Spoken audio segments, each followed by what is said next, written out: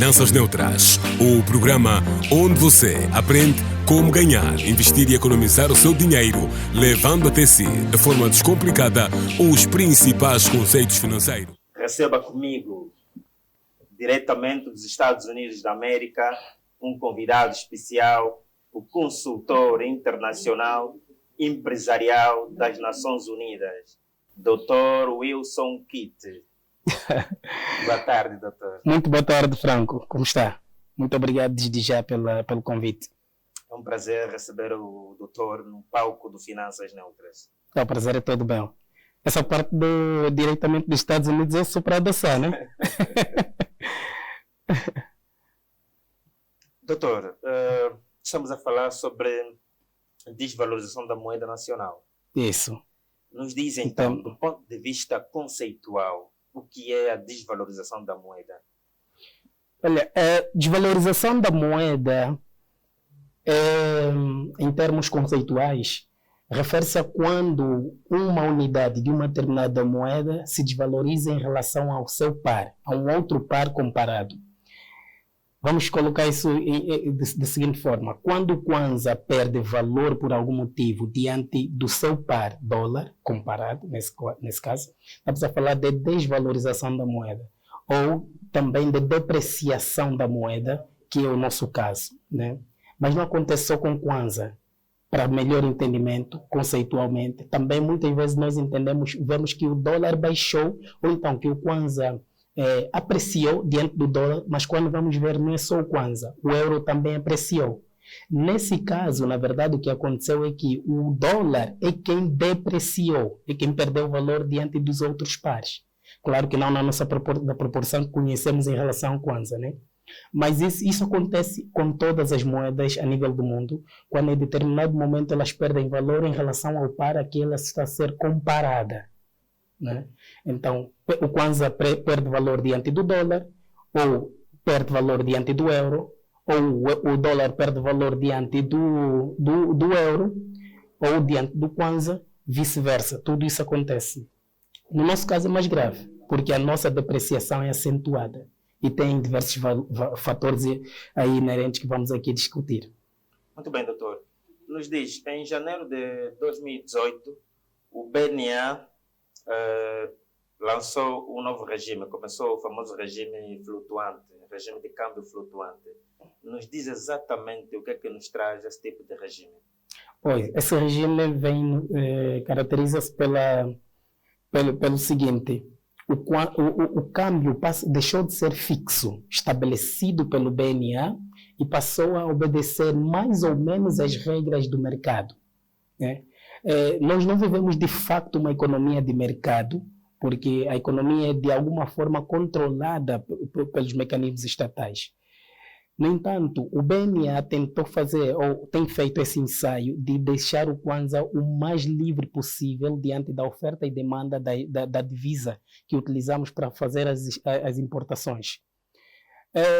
Quando vivíamos com um câmbio fixo, o BNA tinha que fazer um esforço econômico de consumir as reservas internacionais em divisas, em dólares, para manter o câmbio fixo.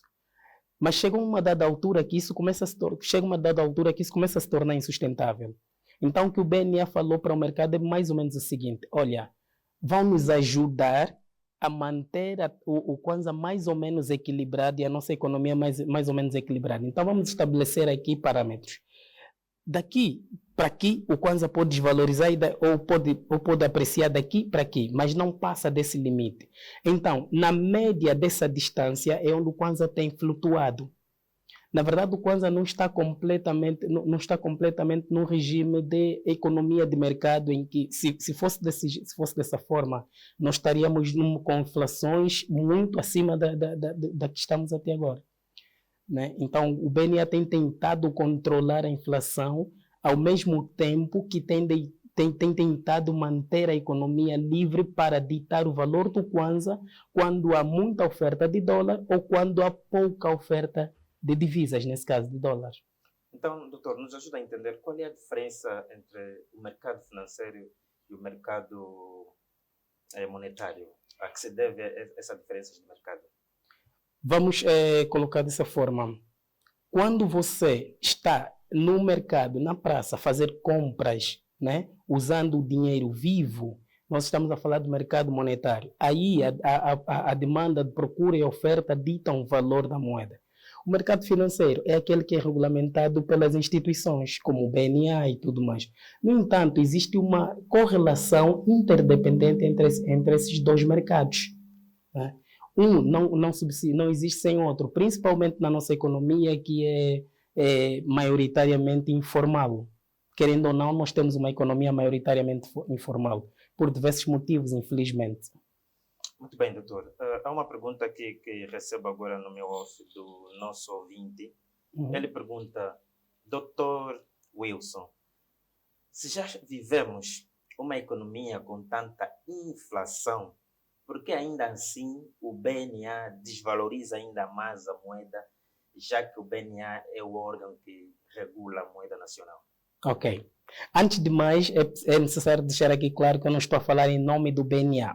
Eu estou a falar como na minha visão de consultor que analisa o mercado, que olha e que entende. Essa ação do BNA deixar ou permitir a desvalorização da moeda, mesmo quando já vivemos uma inflação acentuada, muitas vezes é uma ação protecionista. Protecionista por quê? E justifica-se porque, de um lado, nós temos o Estado como player, do outro lado, nós temos os empresários e a população toda como player também, nesse campo todo. No entanto, o Estado tinha que favorecer a produção, né, com políticas e tudo mais, e os produtores tinham que produzir de verdade, o que não se dá. Vamos ver isso mais para frente. Então, nessa dinâmica, se o BNA não permite que o Kwanza desvalorize ainda mais, o BNA estará a queimar recursos de reserva externa, de moeda externa, né, para manter o nosso Kwanza estabilizado, para manter a economia mais ou menos estabilizada. Só que, ao queimar esses recursos, queimar entre aspas, né, vai ter que pegar em dólares e injetar na economia para manter o Kwanza estabilizado. Essas são as nossas reservas financeiras externas que estarão sendo liquidadas. Com isso, em pouco tempo, Angola perde basicamente quase todas as suas reservas. E o país aí realmente mergulha numa recessão. Se nós não temos reservas financeiras, não temos nenhum dinheiro que nos assegura, a única coisa, o caminho mais viável, aliás, o caminho óbvio é a recessão. Se tivermos uma recessão, aí as coisas ficam bem piores. Então, quando o BNA diz o seguinte, olha, aguentem um pouco, deixemos que o Kwanza desvalorize, na verdade o BNA está a tentar equilibrar as contas externas com as contas internas. Ou seja, nós importamos mais do que exportamos. Então, com isso, nós temos um déficit muito grande entre o que ganhamos de dólar e o que precisamos gastar. Se o BNA insiste em manter um regime fechado do câmbio, o BNA vai ter que pagar o preço injetando dólares, né, pagando as dívidas externas absurdamente, e a partir dali nós ficamos sem reservas. Interessante, doutor. Mas repare, em maio, no período de maio a junho de 2023, houve uma desvalorização histórica, onde o Kwanza desvalorizou na cifra de 30% a 40% face ao dólar.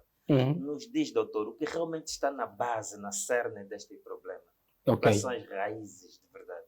Nós somos uma economia que, apesar de termos já uma história, e eu depois vou tirar aqui a minha cábula, vamos analisar um pouco isso, apesar de termos uma história em que já fomos gloriosos, atualmente nós lutamos para ser pelo menos 10% daquilo que já fomos.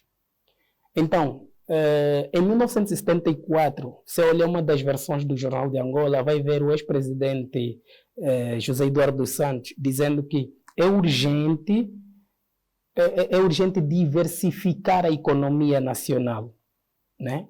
Por que ele via essa urgência? E todos vemos até hoje. Porque Angola sempre viveu dependente do petróleo. E é o petróleo que nos traz divisas, querendo ou não. Nós não temos força de produção para exportar ao máximo, né, de formas a que consigamos equilibrar a balança comercial, a balança das nossas necessidades de divisa.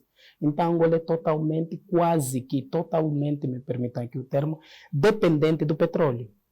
Nesse período, o petróleo desvalorizou, perdeu o preço, né?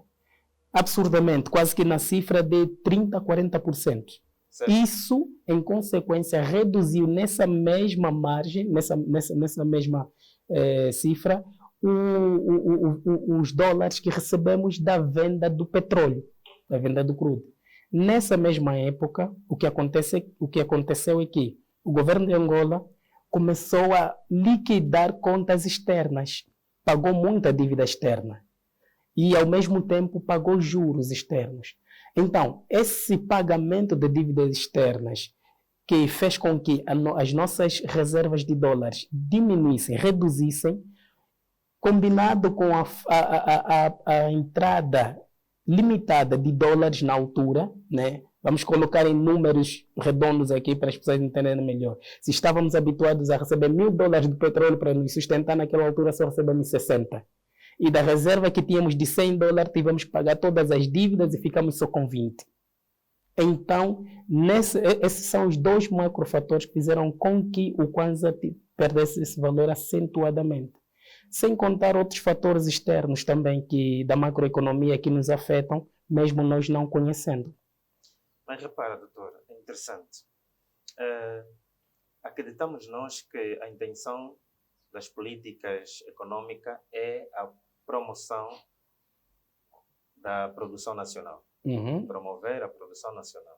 Até aí, tudo bem. Mas como é que os agentes econômicos vão produzir se há uma desvalorização acentuada do Kwanza?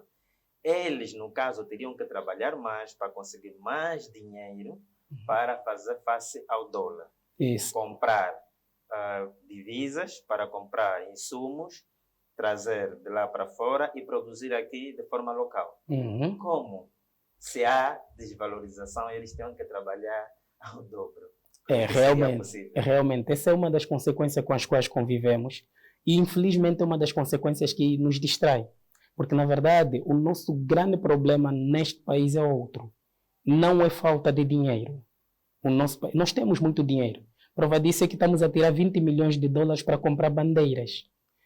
Quando nós podíamos, há 4 anos atrás, planejar este ano aqui, planear, né, no português angolano, eu uso muito planejar por conta da formação com brasileiros. Então, nós podíamos, há 4 anos atrás, ou 5 anos, planejar este ano, ter usado desses 20 milhões, no máximo 4, plantar linho e algodão para produzir essas bandeiras aqui localmente. E não precisaríamos estar a gastar agora $20 milhões para comprar bandeiras dos 50 anos de independência. Né? Interessante. Então, esse é um problema atual, uma das consequências com que temos que conviver agora, da falta, entre aspas, de dinheiro, quando, na verdade, o grande problema que vivemos aqui como nação é a desorganização. Falta organização, falta sistematização, falta controle. A falta desses elementos faz parecer que o angolano é incompetente até mesmo para governar. O angolano não é incompetente. Nós temos muita competência nesse país. Se calhar até temos a mais. Temos muita criatividade nesse país. Mas, na mesma proporção que somos competentes e criativos, nós somos extremamente desorganizados. Se organizarmos bem, nós conseguimos viver bem com o dinheiro que temos. Conseguimos produzir bem com o pouco recurso que temos. Nós estamos a lutar para produzir, não é? Isso é um falso problema. Porque boa parte da produção angolana está aí para o Congo. Por quê? Isso realmente é um problema. A produção nacional é a desorganização interna. E eu não culpo os empresários que vendem o feijão e o milho para o Congo. Mas a economia que está desorganizada, que sofre por causa da nossa desorganização, faz com que os empresários procurem outros canais para escoar os seus produtos. Eu tenho conhecidos, claro, lido com empresários, tenho conhecidos que produzem em Benguela, têm dificuldades em tirar a produção de Benguela para Luanda. E Luanda até distante, tem dificuldades em tirar de um município de Benguela, tipo Caimbambo, para levar para Benguela sede, para vender as coisas. Os congoleses é que vão para lá com Kamaz e tudo mais, conseguem recolher tudo e levam para o seu país. Então, será que temos mesmo tanta dificuldade assim? Ou a nossa maior dificuldade é a desorganização? Temos dinheiro nesse país, acredita? Temos dinheiro, só que estamos desorganizados. Falta sistematização, falta controle, falta organização, falta mentalidade de liderança assertiva. Esses elementos estão em falta, porque senão desde 1979, digo, que José Eduardo disse que é urgente diversificar a economia. Por que não se fez até agora? Interessante.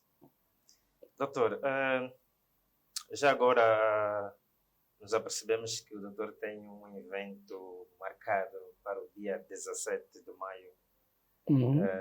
Nos fala um bocadinho do evento a princípio. Olha, o evento, na verdade, é uma consequência de um programa que temos estado a levar a cabo, que é o Plano de Mestre. O que é que vem a ser o Plano de Mestre? É um programa para ajudar as empresas a se organizarem, em primeiro lugar. Dessa organização, nós conseguimos fazer com que as empresas lucrem mais, se tornem sustentáveis e consigam crescer. O que acontece, na verdade, o grande problema que temos é que 70% das empresas em Angola morrem antes dos 3 anos. E as que conseguem passar disso morrem até o 5º ano. São muito poucas empresas criadas em Angola que realmente conseguem se ingrar de verdade. E se nós conseguirmos pegar nessas empresas e mostrar o caminho assertivo a ser trilhado para que consigam se tornar sustentáveis, subsistir e crescer, aí conseguiremos começar a salvar a economia. Porque a organização é a mãe de todo o ganho. Você não ganha nada se estiver desorganizado. Ou seja, você vai ganhar alguma coisa que não será lucro. Vai se tornar tudo em despesas, porque por estar desorganizado você vai pensar que tem muitas despesas, muitas dívidas. O mesmo que aconteceu com o nosso país, né? Um país, uma nação, uma empresa não quebra da noite para o dia. É toda uma consequência de ações de eventos que vão acontecendo, e quando você percebe, a empresa quebrou, o país quebrou. Então, nesse sentido, nós temos um programa direcionado para empresários, um programa de consultoria empresarial num formato totalmente diferente, que serve e cabe para micro, pequenas e médias empresas. Então, como consequência desse programa, nós estamos a realizar este evento, que é uma masterclass, né, onde queremos reunir empresários, empreendedores que tenham ideias, empresários que já têm o seu negócio a funcionar, para passar ferramentas no dia 17 de maio. Isso vai decorrer no Hotel Esquina, e a partir daí vamos tentar ajudar ao máximo a nossa economia. Interessante. Então, doutor, nos diz aqui para terminar, há uma salvação, há um olhar de esperança lá no fundo do túnel para a nossa economia nacional? Olha, antes de responder essa pergunta, eu gostaria de que refletíssemos sobre algo que eu trouxe aqui. Para não falhar, eu imprimi um pouco, vou ler apenas 5 linhas. Até 1974, antes da independência em Angola, Angola era o 2º produtor mundial de açúcar. Muita gente não deve saber disso. Também era o 2º maior produtor, também era o 3º maior produtor de café. Hoje em dia não temos café no país, né? E também era o 4º maior produtor mundial de algodão. Falei do algodão há pouco tempo. Estamos aí comprar bandeiras de 20 milhões de dólares. Certo. Yeah. Era o primeiro exportador africano de carne bovina. Hoje Angola não chega aos pés de Botsuana. E eu citei 5 pontos, mas são 19 pontos históricos aqui, que nos colocavam no topo do mundo. E nós perdemos toda essa hegemonia, né? Hoje, Botsuana, se quiser invadir Angola, ela só pega e manda aqui algumas cabeças de gado para Luanda, e nós vamos ficar em parampas, né? Vamos ficar desorientados, porque os bois vão começar a tomar conta da cidade, e a eles não vai fazer falta, porque eles são os maiores produtores de carne bovina em África, o que era algo que pertencia a Angola. Também fornecíamos algodão para o mundo, café. O café é uma commodity, uma das commodities mais caras, entre aspas, no mundo inteiro. Tem épocas que 1 quilo de café chega a valer, muito mais do que 10 quilos. Pronto, para não falar aqui preços. Mas existe essa esperança. Essa esperança só existe se nós conseguirmos olhar para trás, identificar o que perdemos, em que ponto nos perdemos e realmente tentar recuperar o que deixamos para trás. Que de todo modo é a organização. De todo modo é a organização. Se não nos organizarmos, se não tivermos sistemas de controle integrado, se não tivermos uma mentalidade virada para produção assertiva, com resultados, nós não teremos esperança. Não estou a dizer que não temos. Eu só estou a dizer que se não fizermos isso e continuarmos a olhar para as consequências, ao invés de cuidar das causas, eu te receio que estamos perdidos. Doutor Wilson Kitt, foi um prazer ouvi-lo. Acabamos assim de ouvir na voz do Dr. Wilson as causas e consequências da desvalorização da moeda nacional. Já agora estão convidados todos, convite aberto ao público para dia 17 de maio, Hotel Esquina, o grande evento de estratégicas na prática, metodologias para empresários e empreendedores poderem então mudar com o plano de mestre, desenvolver a sua situação financeira e, como um todo, quizás a economia nacional. Faltou só passar aqui os contactos, né? Quem estiver interessado em fazer parte desse Mind Master Gestão Estratégica na Prática, onde vamos falar sobre liderança, vamos falar sobre gestão estratégica para pequenos negócios, micro, pequenos negócios, vamos falar também sobre vendas, de todo modo. Quem estiver interessado em fazer parte, mande uma mensagem ou ligue para nós. O número é 928 149 100. 928 149 100. Muito bem, então já sabe, gestão estratégica na prática com o Dr. Wilson Kitt, 17 de maio no Hotel Esquina. Dr. Wilson, muito obrigado pela sua presença. Muito obrigado. Muito obrigado pelo convite. Não saia daí, nós voltamos já, é só 1 minuto. Fique na companhia de Matias Damasio, Kwanza Burro. Renovados votos de boa tarde, estamos de volta com a rubrica O Rédito, já no segundo bloco do nosso programa. E hoje estamos na companhia da Agulha de Ouro, ateliê de corte e costura, na voz da estilista Macaia. Boa tarde, estilista Macaia. Muito boa tarde, senhor Francisco. É um prazer recebê-la no nosso programa. O prazer é todo meu, muito obrigada. Nos diz então, assim de forma simples e resumida, de uma forma muito sucinta, o que faz um profissional de corte e costura? O que faz um profissional de corte e costura? Um profissional de corte e costura é aquele que confecciona roupas, cria ideias, costura, faz ajustes, tudo o que tem a ver com a roupa. Interessante. Será que parte também do desenho?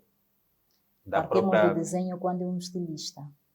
O estilista faz o desenho, ele cria as ideias, depois ele passa para o modista que faz a modelagem, não é? Modelagem quer dizer que o seu fato, por exemplo, eu tenho que fazer algo que para chegar a ser o fato que o senhor Francisco está a usar.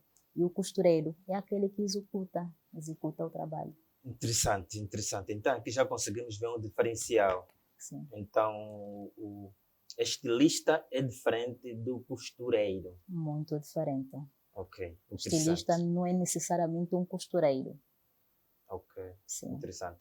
Mas o costureiro deve ser estilista necessariamente? Também não. O costureiro simplesmente executa as ordens do estilista. Porque o estilista cria as ideias. E o modista, de uma forma mais ampla, ele vai fazendo a modelagem.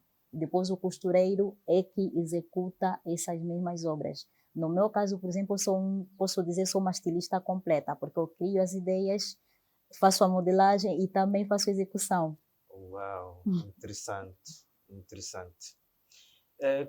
Como é que vocês atuam no vosso ramo profissional? É cortes por medida? Como é que funciona realmente o vosso ambiente de trabalho? Bem, nós, na verdade, trabalhamos por roupa por medida. O cliente vem, traz o seu modelo, a gente tira as medidas e confeccionamos a sua roupa por medida mesmo. Ok, interessante. Sim. Então, se o cliente quiser simplesmente chegar ao vosso espaço e simplesmente querer comprar um fato, como é que funciona? Bem, de momento nós não estamos a fazer uns fatos já simplesmente para o cliente chegar e encontrar um fato feito. Não, nós só fazemos por encomenda. E cada cliente tem as suas medidas. Então, o senhor Francisco chega ao meu ateliê, pede um fato e eu vou executar a sua medida. Uau, interessante. Ateliê Agulha de Ouro, na voz da estilista Macaia. Esta é a conversa agradável que estamos a ter com a estilista Macaia. Muito bem, nos diz a estilista Macaia, no âmbito do exercício desta profissão, quer seja estilista ou costureira, Sim. quais são os desafios que você enfrentam no que toca a relação com o fornecedor, custo-benefício, o material, se é bom, se é barato? Já agora, no primeiro bloco, falamos que o Kwanza está desvalorizado, a compra da mercadoria ou da matéria-prima. Nos diz exatamente como é que funciona essa vossa realidade no vosso dia a dia. Pois nosso desafio nesse momento são mesmo os materiais. Nós temos muita dificuldade em adquirir os materiais e se a gente conseguimos a um preço muito elevado. Tem aquele momento que o cliente chega, precisa de uma obra, mas aqui não temos simplesmente o material, nós temos que recorrer fora, que para mandarem os materiais até aqui, isso é uma dor de cabeça mesmo imensa.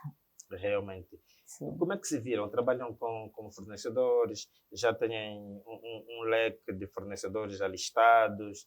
Um mapeamento de como é que vão elaborar essa toda a estratégia para dar soluções aos clientes? Como é que é a vossa realidade? No caso da Agulha de Ouro, nós simplesmente compramos os materiais cá em Luanda. Não temos ainda quem nos fornece material a partir de fora. Mas ainda assim conseguem ter uma qualidade... Conseguimos ter qualidade, sim. Conseguimos ter qualidade que o cliente precisa. Ok. Sim. Mesmo no que toca ao próprio tecido em si? O próprio tecido, principalmente os tecidos masculinos, tem aqueles clientes que desconfiam muito. Para já deixar-lhes dizer que não precisam desconfiar, porque nós temos mesmo os bons tecidos, bons materiais. Uau, Sim. interessante. Então, falou de bons materiais e bons tecidos. Você que está do outro lado, que está a nos ouvir, na voz da estilista Macaia, fique à vontade, pode então sentir-se seguro e entrar em contato com o Ateliê Agulha de Ouro. Nos diz a estilista Macaia, quais são os serviços, os produtos que têm disponíveis no Ateliê Agulha de Ouro? Neste momento, o Ateliê Agulha de Ouro tem como serviço, nós fazemos os bordados, bordamos nomes nas pastas de bebê, roupas de bebê, bordamos nomes nas camisas dos papais, fazemos também logotipo, bordamos os logotipos, demos formação, eu sou formadora em corte e costura, também temos o serviço de corte e costura, que é já sabido por todos. Que é por medida. Exatamente, por medida. Interessante. Sim. Dizem que por medida fica muito mais caro, não é? Quem realmente precisa da qualidade tem que pagar o preço justo. Uau, uau, interessante. Para você que está do outro lado, precisa de uma roupa com qualidade, Sim.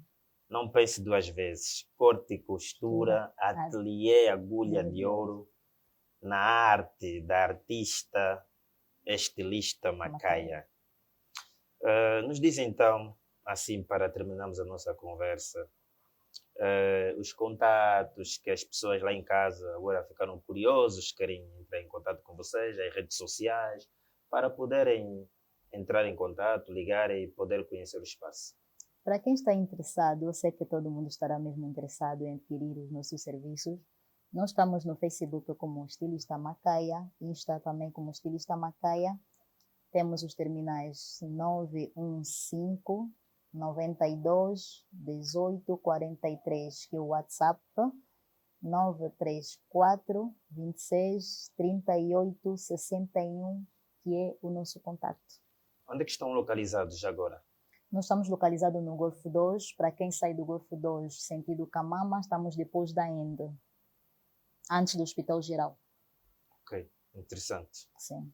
Interessante. Essa conversa realmente é agradável, mas infelizmente vai terminar. Nós assim terminamos a nossa conversa com o Ateliê Agulha de Ouro, na voz da estilista Macaia. Muito obrigado, estilista Macaia, pela sua presença. Eu que agradeço o seu convite, Sr. Francisco. Ok. Nós voltamos já. Não saia daí. Fique na companhia de Anderson Mário. Rádio Stop FM 107.3.